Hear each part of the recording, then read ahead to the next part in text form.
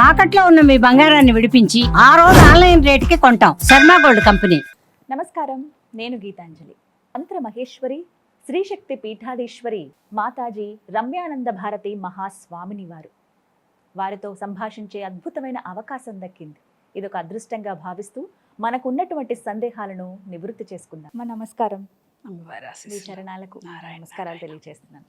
చాలా సంతోషం మిమ్మల్ని కలవటం. ఈ సందర్భంగా మీ విలువైన సమయాన్ని మా కోసం కేటాయించినందుకు ధన్యవాదాలు తెలియజేస్తూ ప్రారంభిస్తానమ్మా. ఇంకా ధర్మ సందేహాలు చాలా ఉన్నాయి. అందులో భాగంగా శ్రీచక్రం అసలు ఇంట్లో పెట్టుకోవచ్చా? ఇంట్లో పెట్టి పూజించవచ్చా? ఎంత ఎత్తులో ఉన్న శ్రీచక్రాన్ని ఇంట్లో పెట్టుకోవాలి? కొంతమంది ఏమో అసలు శ్రీచక్రం ఇంట్లో ఉండకూడదు. దీంట్లో ఏంటంటే శ్రీచక్రమైన విగ్రహమైన ఏదైనా సరే ఇంట్లో పెట్టుకోవచ్చా పెట్టుకోకూడదా అనే దానికి ఒక ప్రధానమైనటువంటి కారణం మనం చూడాలి. ఏంటంటే ప్రాణ ప్రతిష్ఠ. అంటే ఒక విగ్రహంలో ఇప్పుడు శ్రీచక్రంలో కూడా రెండు రకాలు ఉంటాయి ప్రధానంగా వాడేటువంటి. ఒకటి మేరు ప్రస్థానం, మెట్లు మెట్లుగా ఉంటుంది. రెండోది భూప్రస్థానం, యంత్రంలాగా ఉంటుంది. వీటిలో ఏంటంటే ప్రాణ ప్రతిష్ఠ కనుక చేస్తే ఖచ్చితంగా నిత్య నైవేద్యము అర్చన చేయాలి. అంటే అమ్మవారు అక్కడ వచ్చి ఆమె నిరంతరం ఉంటుంది కాబట్టి. అలా కాకుండా ప్రాణప్రతిష్ఠ చేయకుండా శ్రీచక్రానికి ఆ ఆకృతికి ఒక శక్తి ఉన్నది. అమ్మవారి శక్తి ఆ ఆకృతిలో ఎప్పుడూ కూడాను ఉంటుంది కాబట్టి అమ్మవారి శక్తికి సంకేతంగా పెట్టుకునేటువంటి వాళ్ళు ఖచ్చితంగా పెట్టుకోవచ్చు. ఇప్పుడు ఇంత గణపతిని ఇక్కడ మనం చూస్తున్నాం. అలాగే చాలా మంది ఇళ్లలో పెద్ద పెద్ద విగ్రహాలు ఉన్నాయి. వాటన్నిటికీ పూజలు చేస్తున్నారా? చేయకుండా పెట్టుకోవట్లేదు. ఏమిటి రహస్యం అంటే ప్రాణప్రతిష్ఠ కనుక చేస్తే నిత్య నైవేద్యం. అంటే అక్కడ ఒక శక్తి ఏర్పడింది కాబట్టి ఆ శక్తి పెంపొందటం కోసం ఎలా అయితే మనం అన్నం తింటున్నామో వాళ్ళకి ఆ నైవేద్యం పెట్టడం చేయటం అనేటువంటిది ఉన్నది. ఇంకొకళ్ళు చెప్పారు ఒక మాట, అది ఇంకా చాలా విచిత్రంగా మొన్న ఒకళ్ళు వచ్చి చెప్పింది ఏంటంటే శ్రీచక్రం కనుక ఇంట్లో పెడితే ఖచ్చితంగా ప్రాణప్రతిష్ఠ చేయాలి, లేకపోతే జీవం లేనటువంటిది కాబట్టి శవంతో సమానం అని అన్నారు అని వచ్చి చెప్పారు. ఏమిటి మాటలు, ఎంత ఘోరమైనటువంటి మాటలు, తెలిసి తెలియనటువంటి మాటలు. శ్రీచక్ర ఆకృతి అంటేనే అమ్మవారి స్వరూపము. అమ్మ తత్వాన్ని అలా ఎలా మనం మాట్లాడుకోగలుగుతాము, చేయగలుగుతాము? ప్రాణప్రతిష్ఠ చేసినా చేయకపోయినా ఆకృతికి ఒక శక్తి ఉన్నది. ఇప్పుడు అమ్మవారి ఫోటో ఉన్నది, విగ్రహం ఉన్నది. ఇప్పుడు ఫోటోకి విగ్రహానికి మనం తేడా చూపించగలుగుతామా? అంతే. అమ్మే శ్రీచక్రమైనా అంతే. కాకపోతే ఇందాక నేను చెప్పినట్లుగా మీకు ఈ అపోహలు, అపార్థాలు వాళ్ళకు వాళ్ళు ఊహించుకొని వాళ్ళకు తెలిసినటువంటి మిడిమిడి జ్ఞానాన్ని 10 మందికి పంచటాలు అనేటువంటివి చేయటంలో ఇంట్లో పెట్టుకోకూడదని, చేయకూడదని, చూడకూడదని అంటారు. ఒకవేళ ప్రాణప్రతిష్ఠ చేసి కూడా నిత్య నైవేద్యం పెట్టలేకపోవచ్చు, కాస్త ఆడవాళ్ళకి ఇబ్బందులు రావచ్చు, చేయొచ్చు.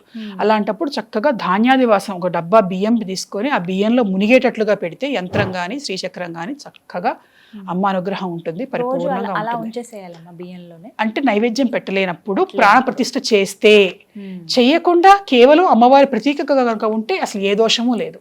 ఇంట్లో ఉన్నా పర్వాలేదు, ఏం పర్వాలేదు. ఖచ్చితంగా అంటే శ్రీచక్రం ఉన్నప్పుడు ఖచ్చితంగా లలితా సహస్రనామం రోజు పఠించాలంటున్నారు కొంతమంది. అలా చెయ్యాలమ్మా? శాస్త్రంలో ఎక్కడా లేదు అట్లా.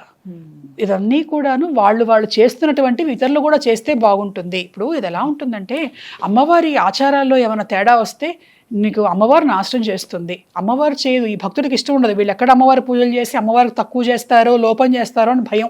వాళ్ళ భయాన్ని ఏంటంటే ఎదుటి వాళ్ళ మీద భయంగా రుద్దుతారు. మంచి ఉద్దేశమే. ఇప్పుడు అమ్మవారిని కనుక పెట్టుకుంటే నియమనిష్టలతో చేయాలి. అమ్మవారి పూజలో లోపాలు రాకూడదు. లోపాలు చేయకుండా ఉండాలంటే వాళ్ళు భయంలో పెడితే చేయకుండా ఉంటారు, లోపాలు చేయకుండా. ఇదిగో అమ్మవారి పూజ చేసేటప్పుడు నువ్వు సరిగ్గా చేయకపోతే అమ్మవారు నేను ఎత్తి అనుస్తుంది ఏమనుకున్నావో అంటారు.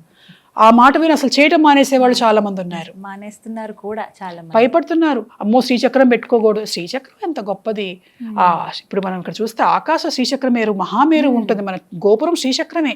అది నిరంతరం శక్తిని ఆకర్షిస్తూ ఉంటుంది, ఇంట్లో పాజిటివ్ ఎనర్జీని తీసుకొస్తూ ఉంటుంది. అలాంటి శ్రీచక్ర మహాయంత్రాన్ని పెట్టుకోవద్దు అని చెప్పటం అనేటువంటిది అవివేకం. అయితే ఆ చెప్పినటువంటి వాళ్ళలో చాలా మంది కూడా అమ్మవారి భక్తులు అవ్వటం వల్ల పెట్టుకొని వీళ్ళు సరిగ్గా చెయ్యరేమో అనేటువంటి వాళ్ళకున్న భయాన్ని ఇతరుల మీద రుద్దుతున్నారు, అంతే. అలాగే లలితా సహస్రనామం పట్ల కూడా అంటే తప్పులు చదివితే అమ్మవారు ఏం చేస్తుందో ఇందాక నేను చెప్పాను కదా. ఆ పేర్లు తప్పులు చదువుతారు. ఇప్పుడు నేర్చుకునేటప్పుడైనా తప్పులు చదువుతూనే నేర్చుకుంటారుగా, సరి చేసుకుంటూ. మరి అప్పుడు ఎట్లాగా? ఇప్పుడు ఒక వాక్యం నేర్చుకుంటున్నారు, శ్రీమాత శ్రీ మహారాజ్ఞి శ్రీమత్ సింహాసనేశ్వరి అంటున్నారు. మొదటిసారి చదవగానే కొంతమందికి వస్తుంది, అంతమందికి రాదుగా. రానప్పుడు తప్పులు చదువుతూ కాదు అని కరెక్ట్ చేసుకుంటారు. మరి వెంటనే అమ్మవారు శిక్షిస్తుందా? ఒక జీవితం అంతా మన సాధన ఏంటంటే మనం నేర్చుకునేటువంటి విధానం అదంతా కూడాను. కాబట్టి వీలైనంత వరకు తప్పులు చదవాలని ఎవరు అనుకోరు, తప్పులు చదవాలనే కోరికతో ఎవరు చదవరు. అమ్మ కరుణ కోసమే చదువుతారు కాబట్టి ఆమె అర్థం చేసుకుంటుంది. అయితే ఆమె అర్థం చేసుకుంటుంది కదా అని చెప్పి మనకు రాకుండా ఏది పడితే అది చదవకూడదు మనం. అది అగౌరవం. అది కూడా గుర్తుపెట్టుకోవాలి. అగౌరవం. అమ్మవారిని గౌరవంగా ఆమె మనకు ఇచ్చిన అవకాశాన్ని మనం సద్వినియోగపరచుకోవాలి. అమ్మవారి పట్ల అమర్యాదగా అగౌరవంగా ఉండకూడదు కదా. కాబట్టి వీలైనంత వరకు తప్పులు లేకుండా నేర్చుకొని ఆమెను కీర్తిస్తే సంతోషిస్తుంది. ఇప్పుడున్నటువంటి పరిస్థితుల్లో బాగా చదువుకున్నాం, MBBS చదివాము అని అంటే అది కూడా ఒక రకంగా సేవనే. కానీ వాటన్నిటిని విడిచిపెట్టి మీరు ఈ దైవ మార్గంగా ఇటువైపు రావటం, ఎంతమందికి ఆదర్శంగా ఉండడం, ఎంతోమందిని వారు ఉన్న జీవితాల నుంచి ఉన్నత జీవితాలకు, అది కూడా దైవిక పరంగా వెళ్ళే విధంగా వారిని ప్రోత్సహిస్తూ ఉన్నారు, వారిని మోటివేట్ చేస్తూ ఉన్నారు. అసలు ఇది ఎలా సాధ్యమైంది అని తెలుసుకోవాలనుకుంటున్నాను. తప్పకుండా. నారాయణ సమారంభాం శంకరాచార్య మధ్యమాం శ్రీ సిద్ధేశ్వర పర్యంతాం వందే గురు పరంపరాం. జగన్నాథుడైనటువంటి నారాయణకు, జగద్గురువైనటువంటి శంకరులకు, కుర్తాళ సిద్ధేశ్వరి పీఠాధిపతులు మా పరమ పూజ్య గురుదేవులైనటువంటి శ్రీ శ్రీ శ్రీ సిద్ధేశ్వరానంద భారతి మహాస్వామి వారి పాదపద్మములకు ప్రణమిలుతూ, మీరు అడిగినటువంటి ప్రశ్నకు సమాధానం నా ఈ స్థుతిలోనే వచ్చింది. కారణం ఏమిటి అనంటే, మా పూజ్య గురుదేవులైనటువంటి కుర్తాళం పీఠాధిపతులు సిద్ధేశ్వరానంద భారతి మహాస్వామి వారు నన్ను ఈ దీక్షను ఇచ్చి అనుగ్రహించారు, సన్యాస దీక్షను ఇచ్చి అనుగ్రహించారు. అయితే దీనికి నేపథ్యం సుమారుగా ఒక 12 సంవత్సరాల క్రితమే ప్రారంభమైంది. దానికి ఆ 12 సంవత్సరాల క్రితం తీసుకున్నటువంటి దీక్షకు బీజం చిన్నతనంలోనే పడింది. అంటే ఇది అంచెలు అంచెలుగా వచ్చినటువంటిదే తప్ప ఒక రోజులో వచ్చినటువంటిది కాదు. అయితే ఒక్క రోజులో వచ్చినటువంటి మార్పు ఏమిటి అనంటే, చిన్నతనం నుంచి మన ఇంట్లో తెలిసినటువంటిదే, అమ్మ ఎవరికైనా మొదటి గురువు. అమ్మవారిని పూజించటం, పండుగలప్పుడు వస్తే ప్రత్యేకంగా పూజలు చేయించటం, ఇవన్నీ జరుగుతూ ఉండేవి. మా గురువు గారు పూర్వాశ్రమంలో వారు బంధువులు. వారు సన్యసించిన తర్వాత తరచుగా వెళ్ళటం, 16వ సంవత్సరం నుంచి వారి దగ్గర మంత్రాన్ని ఉపదేశంగా పొంది జపసాధన చేయటం అంటూ జరుగుతూ ఉండేది. ఆ క్రమంలోనే మెల్లగా మెడిసిన్ చేయటం, మెడిసిన్ పూర్తవటం కూడా జరిగింది. అక్కడ వరకు అంచెలంచెలుగా వచ్చినటువంటి సాధన, జపసాధన, మంత్ర సాధన ఒక్క రాత్రిలో ఒక అద్భుతమైనటువంటి మార్పు వల్ల మారిపోయింది. సుమారుగా 12 సంవత్సరాల క్రితం ఒక శ్రావణ పూర్ణిమ నాడు కుర్తాళ పీఠంలో ఉన్నప్పుడు నేను కాశీపురాధీశ్వరుడైనటువంటి కాలభైరవుడి ప్రత్యక్ష దర్శనం కలిగింది. స్వామి అనుగ్రహం నా జీవితాన్ని మార్చి సన్యాస మార్గం వైపు మళ్లించింది. ఆ దర్శనం అనేటువంటిది జీవితాన్ని, జీవిత గమనాన్ని పూర్తిగా మార్చివేయటం అనేటువంటిది జరిగింది. ఆ ఫలితమే ఆ తర్వాత మా గురువు గారు నాకు కుర్తాళ పీఠ సంప్రదాయంలో దీక్షను అనుగ్రహించటం, సన్యాస దీక్షను ఇవ్వటం అనేటువంటిది జరిగింది. అంతే, అది అక్కడితో ఆగిపోలేదు.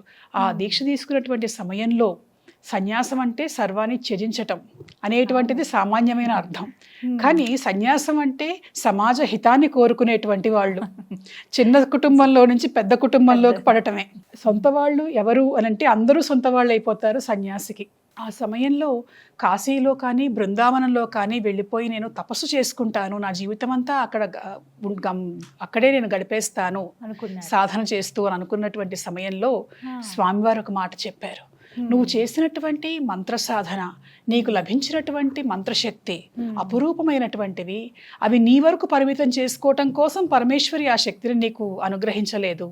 ఇతరులకు నువ్వు ఉపకారం చేయాలి, ఇతరుల జీవితాలను నువ్వు మార్చగలగాలి, వాళ్ళ జీవితాలను ప్రభావితం చేసి ధర్మ మార్గంలో వాళ్ళని నడిపించాలి, పరమేశ్వరి కృపకు దగ్గర చెయ్యాలి అంటే నువ్వు ఇక్కడి నుంచి వెళ్ళటానికి వీల్లేదు. నువ్వు ఆ పరమేశ్వరిని నువ్వు ఆరాధిస్తూ ఇతరుల చేత కూడా ఆరాధన చేసేటువంటి స్థితిని నువ్వు కలగజేయాలి అని చెప్పి ఈ శ్రీ శక్తి పీఠం అనేటువంటి ఒక వ్యవస్థను ప్రాణం పోసినటువంటి వారు మా పూజ్య గురుదేవులు. వారి ఆజ్ఞను అనుసరించి అమ్మవారు గురుకృప ఉంటే దైవకృప అనేటువంటిది మనం కోరుకోకుండానే వస్తుంది. వారి కృప వల్ల అమ్మవారు ఇచ్చినటువంటి సాక్షాత్కారం, అమ్మవారు ఇచ్చినటువంటి ఆదేశ ఫలితం, అమ్మవారు ఆమె స్వయంగా తనకు తాను వచ్చి ఇక్కడ నిలబడి ఈ శక్తిపీఠ వ్యవస్థను రూపొందించటం మాత్రమే కాకుండా ఆమె నిర్వహిస్తూ ఉన్నది. వేలాది మంది, లక్షలాది మంది భక్తులను అనుగ్రహిస్తూ ఉన్నది. అలా నా జీవితంలో అణువును కూడా గురుకృప, దైవానుగ్రహం ఈ రెండూ నడుపుతూ వస్తూ ఉన్నాయి. చాలా చక్కగా చక్కగా వివరించారు. ప్రతి ఒక్కటి కూడా అమూల్యమైనవి, అందరూ తెలుసుకోవాల్సిన విషయాలు. సంతోషం. చాలా సంతోషం అమ్మా. విలువైన సమయం ఇది మా కోసం కేటాయించారు. అదృష్టంగా భావిస్తున్నాం. మీరు మళ్ళీ మళ్ళీ అవకాశం దొరకాలని కూడా కోరుకుంటున్నాం. తప్పకుండా నమస్కారం. వారి ఆశీస్సులు ఉంటాయి.